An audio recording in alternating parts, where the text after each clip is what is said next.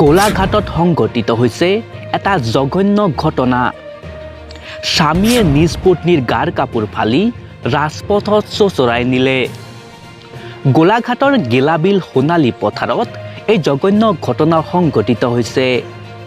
পৰপুৰুষৰ লগত সম্পৰ্ক থকাৰ সন্দেহ কৰি এনেদৰে অত্যাচাৰ কৰিলে পত্নীক।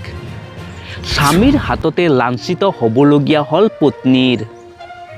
স্বামীৰ অত্যাচাৰ সহিব নোৱাৰি চিঞৰ বাখৰ কৰিলে পত্নী।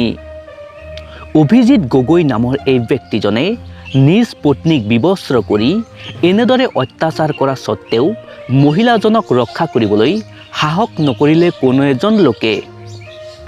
পাখণ্ড স্বামীৰ অত্যাচাৰৰ ফলত গুৰুতৰভাৱে আহত হোৱা মহিলাগৰাকীক গোলাঘাট অসামৰিক চিকিৎসালয়ত ভৰ্তি কৰোৱা হৈছে। স্বামী অভিজিত গগৈৰ নিকৃষ্ট কাণ্ডৰ উচিত শাস্তি দাবী কৰিছে গাঁওবাসীয়ে।